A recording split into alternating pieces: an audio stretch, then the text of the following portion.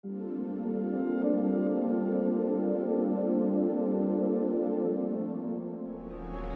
noche empezamos una serie nueva, emociones,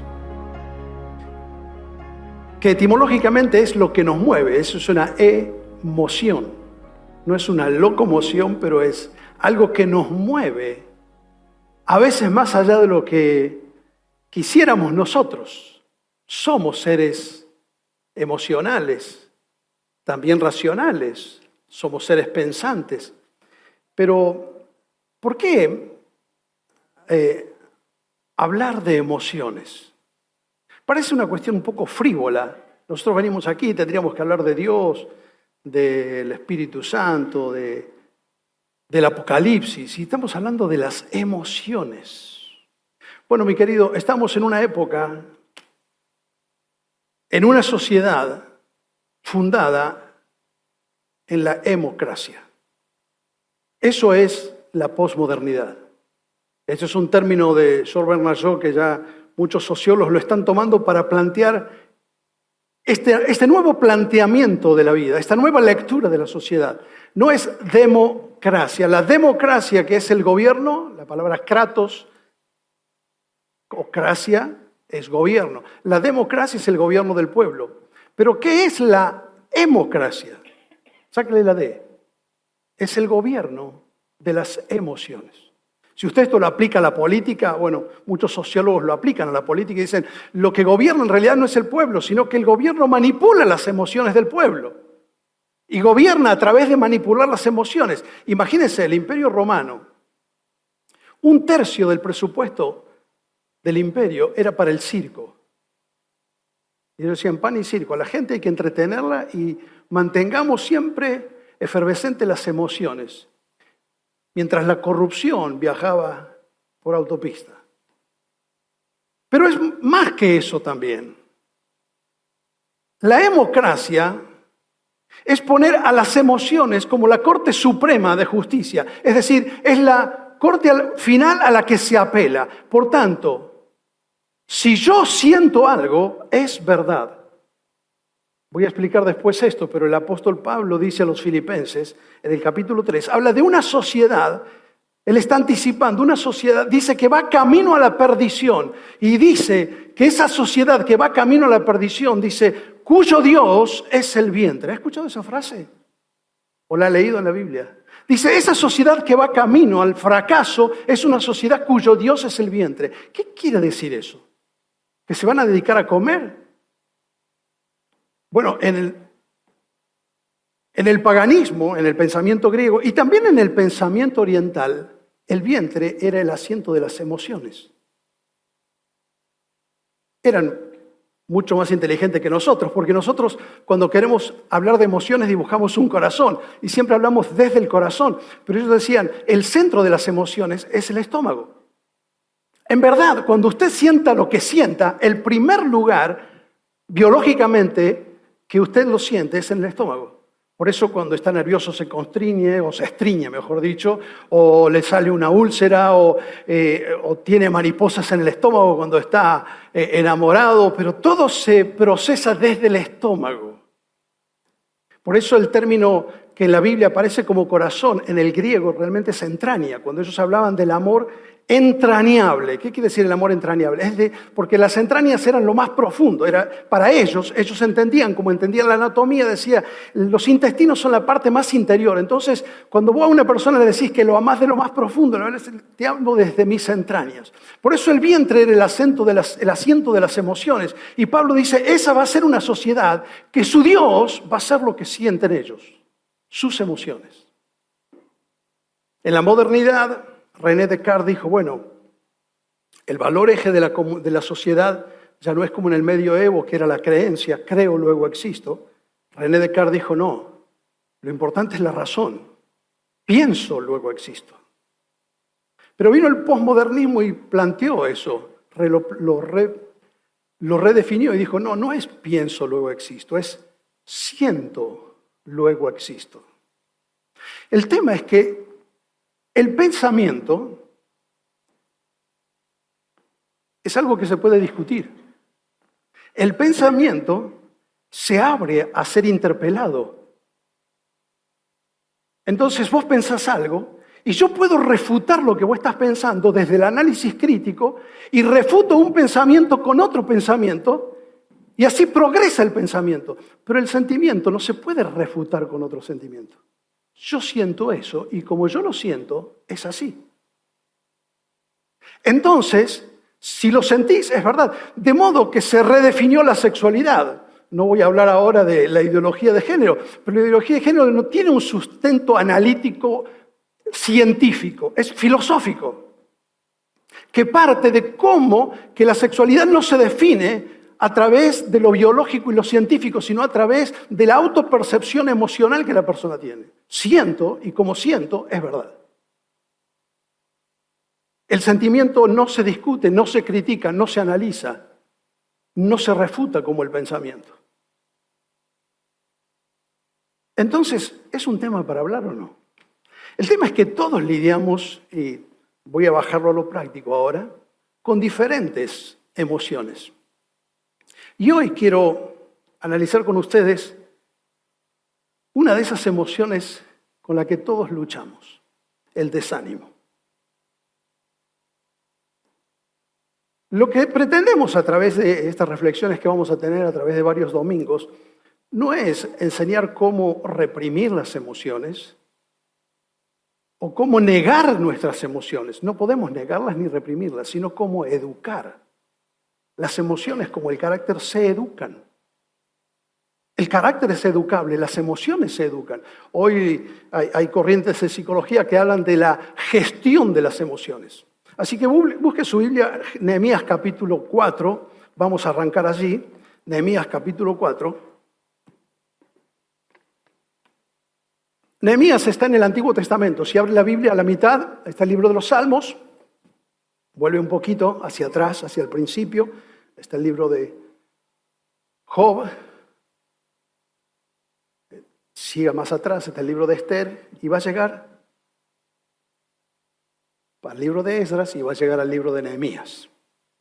Nehemías, capítulo 4. Lo pongo un poquito en contexto. El libro de Nehemías es un libro que enseña mucho sobre lo que es la gestión de liderazgo, muchísimo. Porque básicamente Nehemías es un personaje que en el año 444 a.C. era un diplomático en el imperio persa bajo el gobierno del rey Artajerjes. Historia que usted la puede leer en la Biblia o en literatura secular.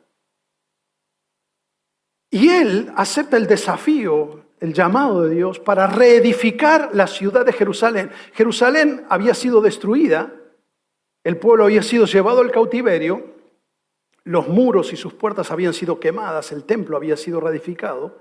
Entonces, estamos en ese momento, 444 años antes de Cristo, y Nehemías consigue un permiso, un salvoconducto del rey, para viajar desde Babilonia hasta Jerusalén para reedificar los muros. Ese es el proyecto que él tiene. Y lo interesante es que en este libro no hay guerras. En todo el Antiguo Testamento siempre los avances y los retrocesos de los pueblos dependen de sus estrategias militares. Para poder avanzar una cultura, una comunidad, una nación, siempre tenía que hacer guerras. En este libro no hay guerras. No hay milagros. El pueblo de Dios siempre había luchado contra enemigos, había tenido la intervención milagrosa de Dios, abriéndoles el mar, trayendo fuego del cielo, ayudándoles a derrotar enemigos o ejércitos enemigos. Pero acá no hay milagros, no hay guerras. Todo depende de orar, de trabajar, de planificar, de organizar y confiar en Dios. Ah, no, pero si es así. Yo quiero orar y que el Señor me haga un milagro, que me mande trabajo. Perfecto. Pero ¿qué pasaría si estaríamos en un momento como el que estuvo Nehemías, donde va a depender de su gestión, de su análisis, de su trabajo, de su esfuerzo, de la manera de comunicarse con las personas y de orar y confiar en Dios? Y es en ese momento cuando aparecen las crisis de desaliento o de desánimo. Por eso vamos a hablar de esto, enfrentar el desánimo. El capítulo 4, mire, el verso 6, lo que dice. El reporte de Nehemías dice, edificamos pues el muro, de eso se trata todo el libro, ellos están reedificando el muro. Reedificamos el muro y toda la muralla fue terminada hasta la mitad de su altura, porque el pueblo tuvo ánimo para trabajar. Increíble. En un poco más de 20 días habían edificado casi la mitad de la muralla.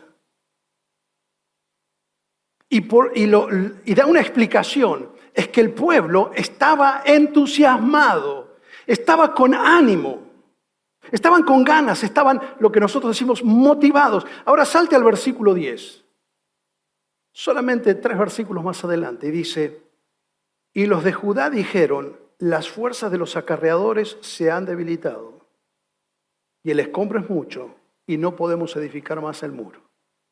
Ahora, note qué fácil se pasa del ánimo al desánimo. Qué delgada es la línea que divide el versículo 6, donde el pueblo está entusiasmado, tiene ánimo, y de pronto, ese día que empezó con sol, de pronto se nubla, y cuando menos nos damos cuenta estamos en medio de una tormenta. ¿Cuántos días empezamos con ánimo y antes del mediodía ya estábamos desanimados? Y así van nuestras emociones tantas veces. Un especialista en liderazgo, Maxwell, dice, se puede definir la grandeza de un hombre por lo que se necesita para desanimarlo. Si me permite, voy a hacer un pequeño cambio a esta definición, que está buena, pero lo que sospecho de esta definición de John Maxwell es que las personas que logran cosas es porque nadie logró desanimarlos. Y su grandeza se debe a que nada los desanimó. Pero la verdad es que no conozco una persona que no haya lidiado con el desánimo. Todos lidiamos con el desánimo. Entonces la vamos a moldar así para nosotros. Se puede definir la grandeza de una persona por su capacidad de sobreponerse al desánimo. ¿Le parece? Eso se parece más a mi vida o a la tuya. Lo que lograste en tu vida no es porque nunca te desanimaste, porque aún cuando perdiste la motivación, cuando perdiste el entusiasmo, cuando perdiste el ánimo y las ganas, te levantaste y seguiste adelante. Ahora, ¿qué es lo que drena nuestro ánimo? Hay tres, por lo menos 3 voy a mencionar, 3 factores. Son 3 sensaciones que son el terreno donde crece, es el terreno que propicia el desaliento en nuestra vida. El primero es la fatiga, la sensación de fatiga. Mire cómo dice el texto. El verso 10 dice, los de Judá vinieron y dijeron, las fuerzas de los acarreadores se ha debilitado. Lo que literalmente le vinieron a plantear a Nehemías es, la gente no tiene más fuerzas, estamos agotados, venimos trabajando 25 días a full. Y sabe, una de las cosas que drena el ánimo es la sensación de fatiga. De alguna manera, esto en psicología se llama distimia, que es una alteración en el estado anímico, porque tiene que ver con cómo metabolizamos las azúcares en nuestro cuerpo, tiene que ver con nuestro sistema nervioso. Es decir, muchas veces el agotamiento físico es el origen de un bajón en nuestro ánimo. Y por más que vos vengas a la iglesia y leas la Biblia y ores, en realidad lo que estás necesitando tal vez es otra cosa, es un descanso, es organizar mejor el trabajo. No voy a entrar en ese tema, pero por ejemplo, si tenés problemas de tiroides, vos sabés que las tiroides producen una sensación de la alteración de la glándula tiroidea afecta el organismo, las glándulas trabajan de arriba hacia abajo, entonces afecta todo el cuerpo y la persona siente una tremenda fatiga y viene con eso un desánimo total que se plantea casi como una depresión. Ahora, acá no estamos hablando de causas físicas endógenas, pero sí estamos hablando de la fatiga que el pueblo tenía. Y siempre que estamos agotados y yendo más allá de nuestras fuerzas, estamos sembrando el terreno para el desánimo. Pero hay otro ingrediente, y es, aparte de la sensación de fatiga, la sensación de frustración. Mire cómo dice el texto. Ellos vinieron y plantearon, el escombro es mucho. Y lo que estaba ocurriendo literalmente es que como la muralla había sido derribada, ellos para trabajar tenían que primero acarrear y sacar los escombros y renegar con los escombros para después levantar. No es lo mismo levantar una pared de cero que tener que agarrar y sacar, ir a una construcción donde se ha derrumbado y hay que primero limpiar la obra, acomodarla, despejar el camino. Entonces, todo ese movimiento es mucho trabajo de sacar escombros, de sacar basura, de mover, acarrear, y no se ve ningún progreso. Curiosamente, mire el versículo 6. ¿En qué etapa de la construcción estaban? En la mitad. Y normalmente cuando nosotros estamos en la mitad de un proyecto es donde sentimos fatiga y frustración. Nadie cuando va a largar una carrera está desmotivado. No es al principio de la carrera, es después de la mitad en adelante. Empezaste, digo, una carrera, será una maratón, pero puede ser una carrera en la universidad. O puede ser un proyecto laboral. Cuando empezás, estás entusiasmado. Pero después viene la fatiga y la frustración sobreviene cuando uno no ve o ve una asimetría entre el esfuerzo y el logro. ¿Estamos? Es decir, cuando no veo resultado después de todo el esfuerzo que estoy haciendo. Y ellos trabajaban, se esforzaban y no veían progreso porque era mucho el escombro. Y ustedes saben, la frustración genera desaliento y el desaliento es contagioso.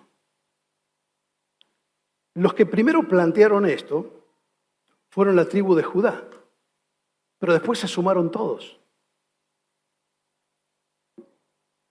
Es decir, basta con que uno empiece a hablar de su desaliento y de su frustración para que enseguida, todos empiecen a sentir exactamente lo mismo.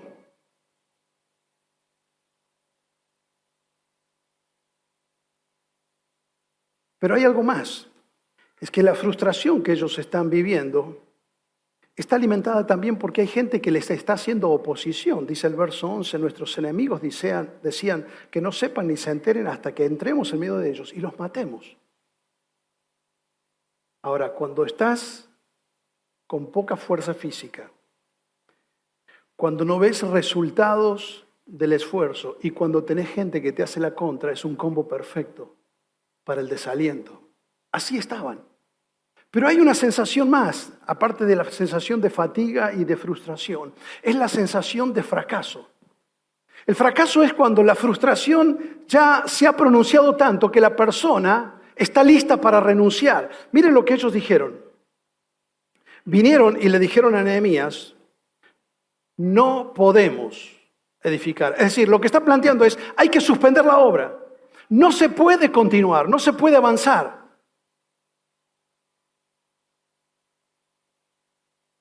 Es decir, cuando estamos desanimados, estamos siempre con estas sensaciones de fatiga, de frustración y de fracaso. Es decir, se pierde la perspectiva y la persona dice, no solamente que esto está mal, sino que esto no va a cambiar.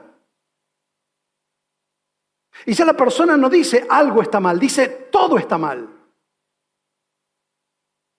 ¿Has querido renunciar a tu trabajo? ¿Has querido renunciar a la crianza de los hijos? ¿Has querido renunciar al matrimonio? ¿Has querido renunciar en el emprendimiento que has hecho? Siempre hay deseos de renunciar.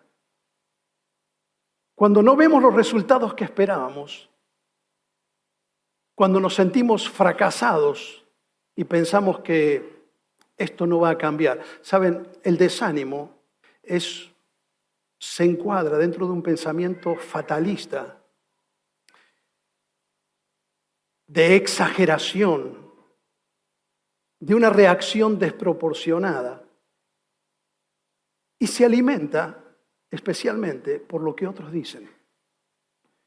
Dice el verso 12, además algunos judíos que vivían entre ellos, es decir, había un grupo que eran enemigos de ellos, y había algunos judíos que llevaban y traían.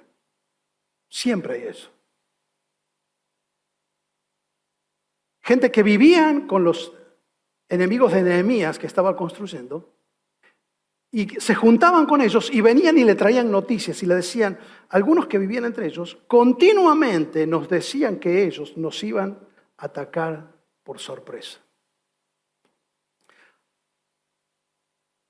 Ahora, si estás siempre pendiente de lo que la gente dice, especialmente en las redes sociales, eso es terrible para el desánimo.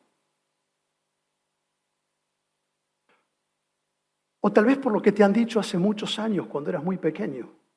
Hay gente que vive con sensación de fracaso y dice igual que Nehemías, no podemos, como le dijeron a Nehemías, no se puede, no vamos a poder.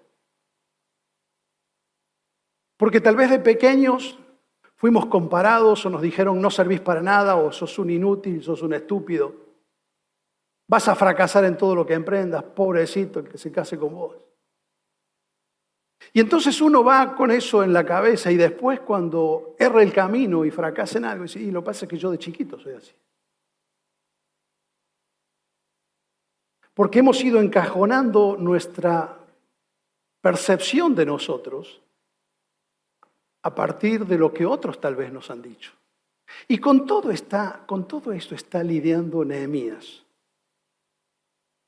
Y entonces él toma una decisión. ¿Qué les va a decir? Bueno, muchachos, no tiren pálidas, es lo que decimos nosotros. No me tiren malas vibras. Tengamos un pensamiento positivo. Hagamos una terapia grupal. Declaremos cosas buenas. Pongámonos en sintonía con el universo. ¿Por dónde arrancamos? Dice Nehemías, luego de examinar la situación me levanté, llamé a los nobles, a los gobernantes y al resto del pueblo y les dije, no tengan miedo, acuérdense del Señor. Lo que él les está diciendo, muchachos, tenemos que reenfocarnos. Él en realidad los está reprendiendo. La expresión, les dije ahí, es una expresión como que él los arengó, los reprendió. Y reprender, dice Pablo que la Biblia, la palabra de Dios, sirve para reprendernos. Y reprender, etimológicamente, es reaprender. Es decir, Nehemías no les viene a decir nada nuevo. Les viene a ayudar a reaprender, a volver a recordar lo que ellos ya sabían. Y les está invitando a confiar en Dios. Mis queridos, la fe en Dios no es una enajenación de la realidad. No es decir, bueno, mira, todo va a estar bien, miremos para otro lado, lo mejor está por venir. No, es enfocarnos en que aunque tenemos problemas, sabemos que Dios está con nosotros.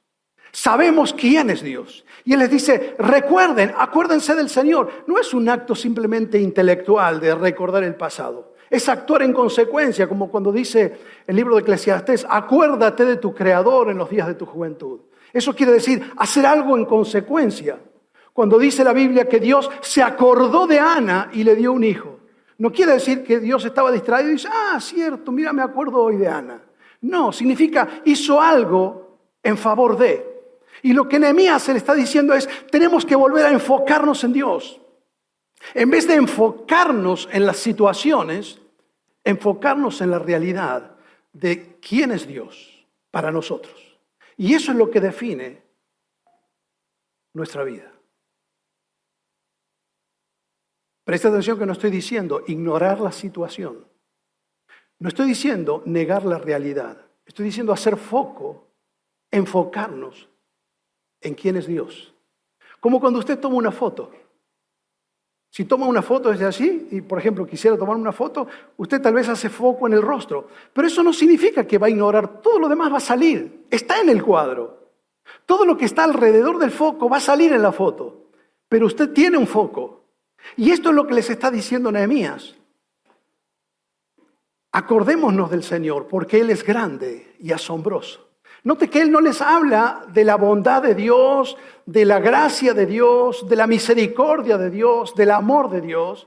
Dice, miren, hay momentos en la vida cuando uno tiene que recordar solo una cosa, que Dios es más grande que todas las adversidades que estoy pasando.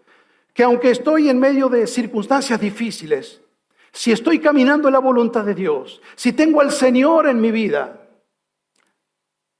puedo descansar en que lo que estoy viviendo está en las manos de alguien que es más grande que yo. Y este es el llamado de Nehemías. Los llama a enfocarse en Dios y no en las circunstancias. Entonces no estoy diciendo nunca vas a tener desánimo. Estoy diciendo luchamos todos los días con el desánimo.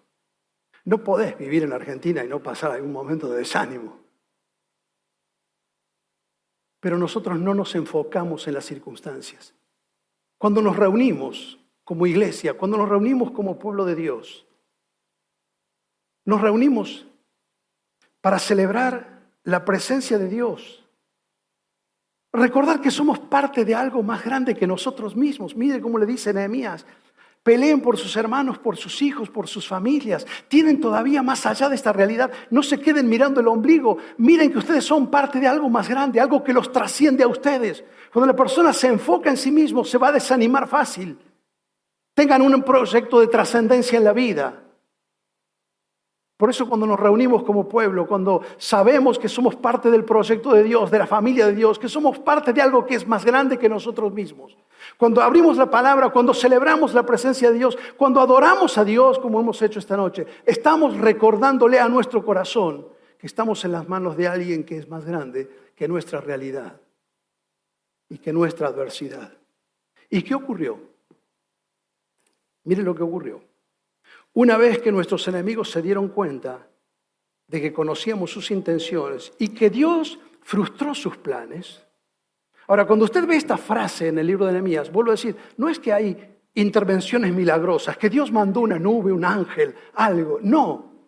Simplemente Dios obró a partir de que ellos cambiaron de actitud. Y entonces los enemigos dejaron de acecharles. Y dice, Dios frustró sus planes y regresamos a la muralla y cada uno volvió a su trabajo. Mire cómo hizo la curva del ánimo. Empezamos en el verso 4 y se estaban animados. Habían llegado hasta la mitad. Después unos empezaron a decir, no tenemos fuerza, no podemos. Dijeron, no, esto hay que pararlo todo, suspendamos. Nehemías los animó y los exhortó a volver a confiar en Dios. Y otra vez el pueblo tuvo ánimo. ¿Qué es lo que cambió? ¿Cambió lo que la gente decía? ¿Cambió la realidad? ¿Cambiaron las circunstancias? No, lo que cambió fue su actitud. Que cuando ellos se enfocaron en Dios, recobraron fuerzas. Se la hago gorda para terminar. 30 días después, habían terminado todo el trabajo. Y cuando terminaron todo el trabajo, Nehemías se paró y les dijo, el gozo del Señor es lo que nos da la fuerza. Lo que le está diciendo es cuando nosotros celebramos que Dios está en nuestra vida, que Dios es parte de nuestra vida, que Dios es parte de nuestro pueblo.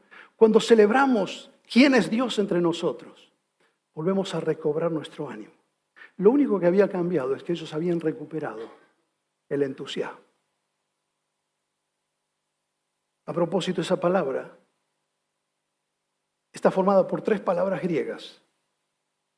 Como muchas de nuestras palabras castellanas vienen de griego. La palabra entusiasmo viene de 3 vocablos griegos que están unidos. En, teos y asma. En quiere decir que dentro. ¿Es así? La palabra teos, teología, es el término griego que significa Dios. ¿Y la última palabra qué significa? Hay una enfermedad parecida, ¿no? Si usted le saca la T y la H, ¿qué es el asma? Es una enfermedad de las vías respiratorias. Porque la palabra asma en griego es soplo. Literalmente el entusiasmo es el soplo de Dios adentro de una persona. Eso es.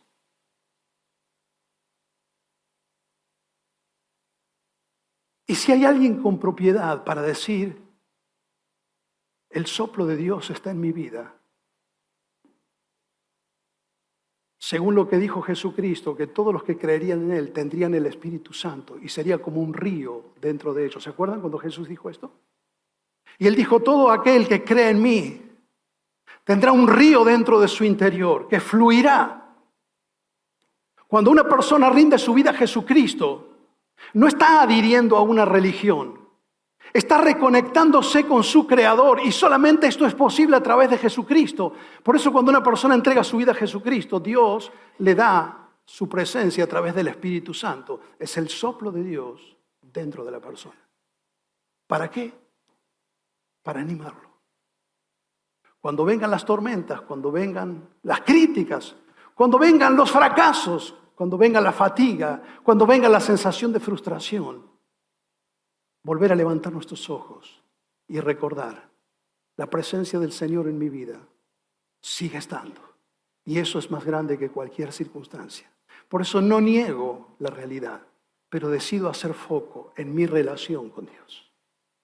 Por eso es tan especial juntarnos, leer la palabra, participar de los encuentros que tenemos en las casas para aprender la palabra, porque lo hacemos no para enajenarnos de la realidad, sino para volver a enfocarnos y recordar quién es nuestro Dios, a quién hemos creído. Y mi querido, más allá de la circunstancia y la situación que estés hoy viviendo, quiero recordarte algo. Si has entregado tu vida a Jesucristo, la Biblia dice que el soplo de Dios está en tu vida. Volvé a reconectarte con el Señor. Volvé a su palabra, volvé a confiar en su palabra, en sus promesas, seguir su consejo. Y volvé a pensar que hay un Dios grande, que todavía sigue en control en medio de las tormentas. No estamos en las manos de las circunstancias. No estamos en las manos de nuestras emociones, no las negamos, pero hemos aprendido a confiar en Dios. Querido, la culpa siempre va a mirar para atrás. El temor siempre va a mirar al futuro. La incertidumbre siempre va a mirar alrededor. Y el desaliento siempre va a mirar para adentro.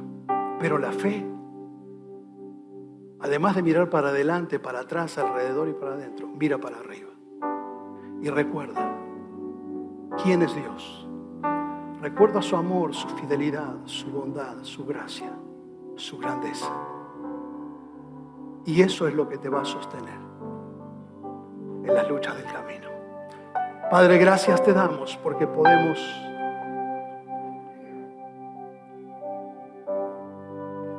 saber que las tormentas de nuestra vida no son el fin de nuestra historia,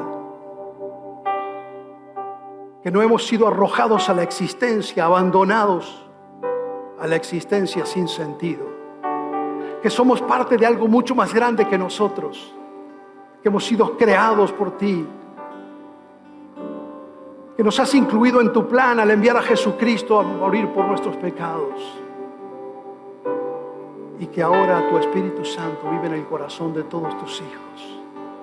Y eso otra vez puede darnos entusiasmo, recordar el soplo de nuestro Dios en nuestro corazón.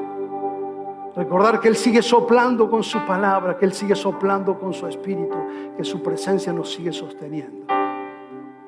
Y podemos decir como el salmista, hubiera yo desmayado, hubiera quedado sumido en el desánimo, si no creyese que voy a ver la bondad del Señor. Por eso me puedo levantar y decir, Señor, sigo confiando en ti.